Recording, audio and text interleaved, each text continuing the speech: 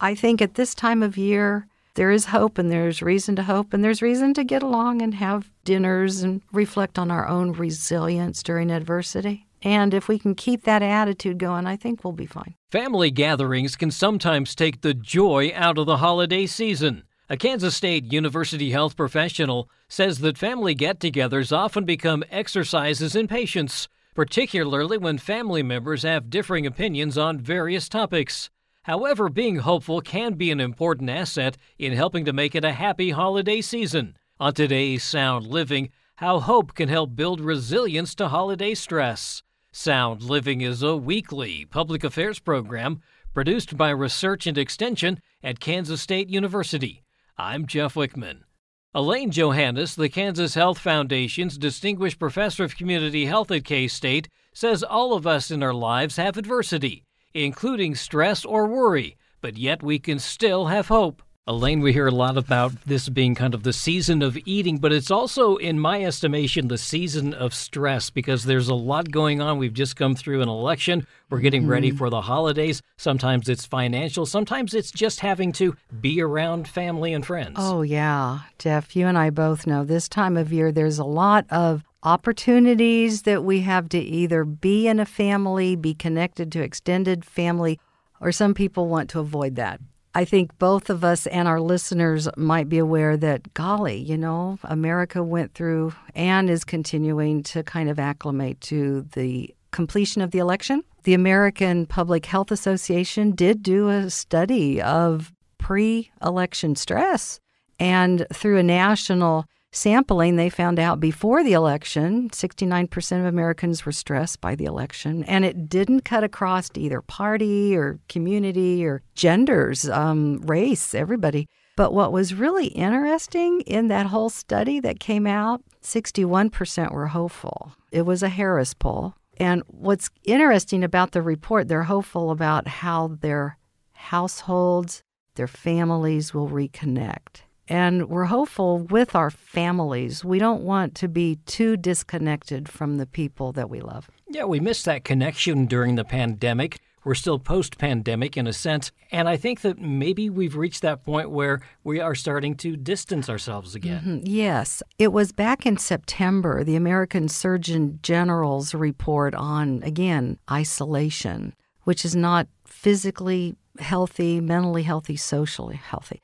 But let's lean into that hopefulness again. Just recently, I heard that the American Auto Association predicted nationally this is going to be the biggest Thanksgiving holiday season for us to all go and travel to our kinfolk. And so there's this desire to be connected and to be connected to a family and to be connected face to face. And you mentioned what the pandemic kind of frayed, that maybe we were so disconnected during that in real time that we desire it. Even though it can be kind of stressful, we desire that reconnection, the recentering almost. You did a publication on stress in the family system, and as part of that, you were just really, I guess, getting down to the basics, talking about what family stress is, because sometimes we don't fully understand that we are stressed. Yeah.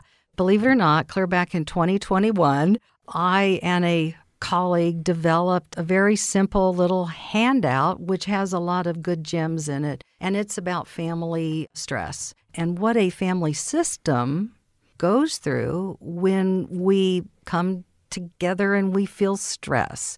Some of the things that are suggested that McKinsey, Zimmerman, and I wrote about is first off, get prepared. If we know we're traveling and we're going to be with a family that maybe we don't see eye to eye on certain things or have different kind of hopes for the family or different kind of work styles.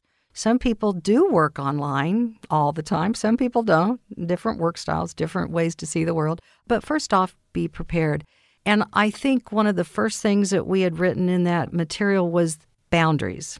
What boundary do I have that would say, I don't need to remark on everything that may appear to be offending? Maybe it wasn't intended. Maybe it's a confusion. Maybe the boundary is if a harsh remark is said over our favorite football team at dinner, maybe we should comment about our team was trying. But we don't have to go to blows over that. So the boundary, in order that we lean towards connection, be a discerning individual. And that word means gauge what we say and how we say it, how often we have to say it, maybe not. And then also, if there is an argument or a comment or something that could be, inflame the people around dinner or we're together, can we tamp it down a bit? Can we take a step back? Can we breathe? Can we be honest with a remark that's hurtful or could be considered? But then the boundary of, I don't need to inflame it. I don't need to make it worse.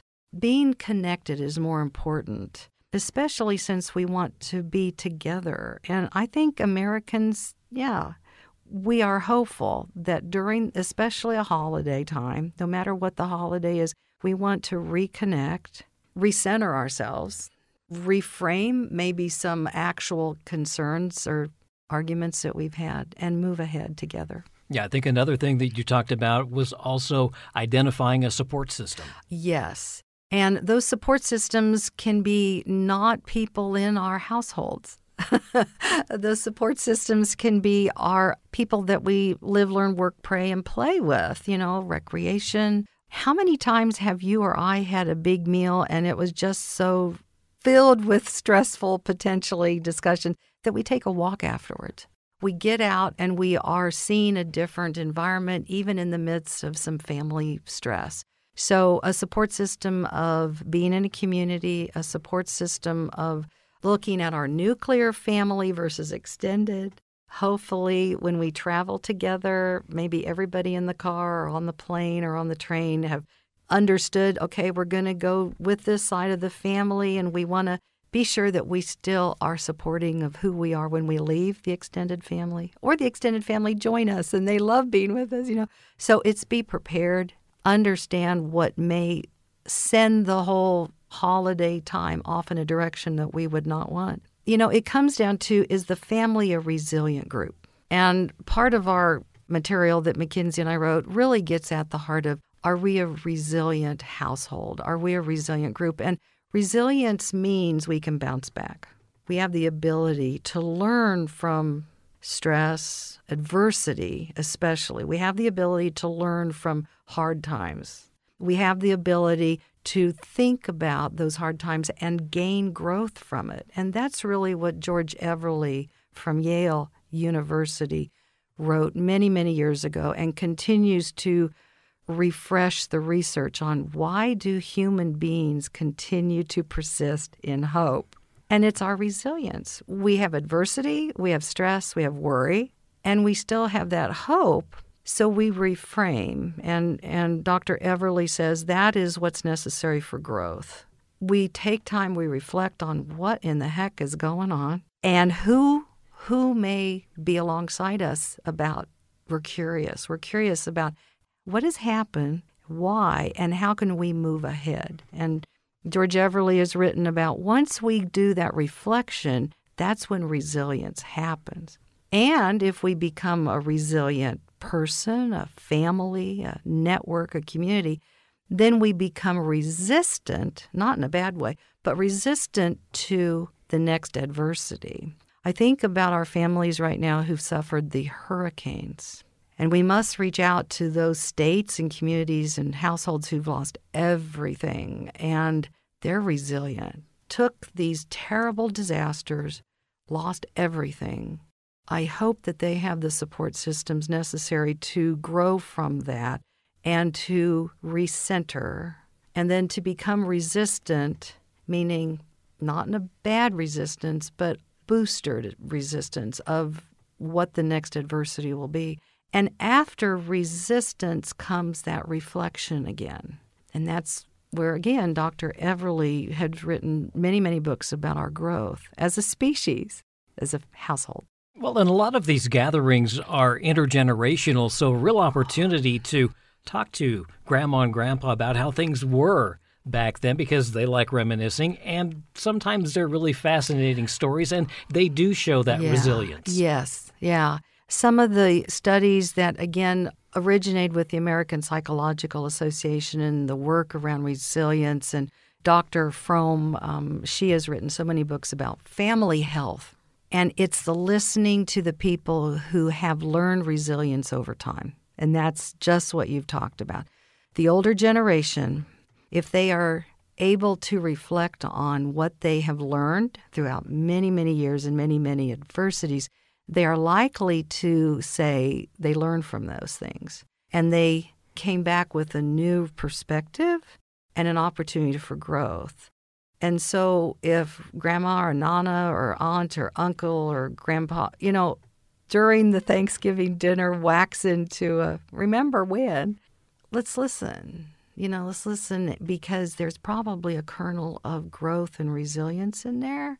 And boy, if they got through that pandemic, if they got through that loss of the cattle due to the wildfire, if they got lost, they lost because of a job that didn't continue, or maybe a death in their family when they were young.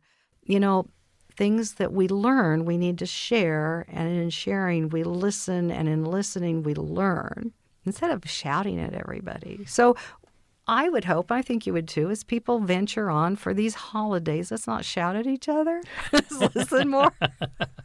Well, and you bring up a good point, because also the older folks are also interested in what the younger generation is doing, and they want to learn what they're doing. And I know my kids tease me about always asking them about something on my phone or something on my computer, but that's a way to connect. Yes, it's that desire to connect. And getting back to that study that was done before the election, the American Psychological Association study said no matter our stress, we still wanted to connect. And isn't that hopeful? And connect around what are we doing? What are we learning? How can we stay connected even after the holidays? And yes, younger people may need to connect through all of the social media platforms and different kinds of technology, but at least they know who they're connecting with. As long as we know face-to-face, if we have time and listen, we'll know who's part of our households. You may have said it in a different way, but really what we're talking about here is civil discourse. Yes. It's interesting, and I hope some of your listeners will open up that American Psychological Association study. It's not real long. It's written really well. But no matter the politic that was described before the election, everyone wanted to have an opportunity to have a discussion, a discourse, to understand. And I thought that's hopeful, too, that we still want to be a community. And community health and community well-being is more than just, who's not getting, their prescriptions filled. It's about, do we have a civic voice? Do we feel belonging in this community? And in so doing, can we work to improve it? And yeah, that study got to that. Some of the articles coming out even after the election are showing that Americans do want to have dialogue. Now, how do we do it? Well, we need to learn. We need to learn to kind of listen and then do some of those stress management things that are in that material that McKinsey and I wrote about, and involve others. In that American Psychological Report, it talked about respecting different opinions. So if we can respect that, then let's listen to that, and then let's dialogue around it, and let's improve the situation in our communities and our households. So I think at this time of year, there is hope, and there's reason to hope, and there's reason to get along and have dinners and watch those football games that we may not like very well. Well, we're really just trying to keep the happy holidays. Yes, yeah, absolutely, if we can. With a little tinge of, we need to keep happy the whole year if we can. Yeah, let's continue to listen to each other and welcome the people, that we love and work with. And also reflect on our own resilience during adversity. We're pretty good. And if we can keep that attitude going, I think we'll be fine. That's Elaine Johannes, the Kansas Health Foundation's Distinguished Professor of Community Health at Kansas State University. For more information on managing stress, contact your local county or district extension office. Sound Living is a weekly public affairs program produced by Research and Extension at Kansas State University. I'm Jeff Wichman, and this is the K-State Radio Network.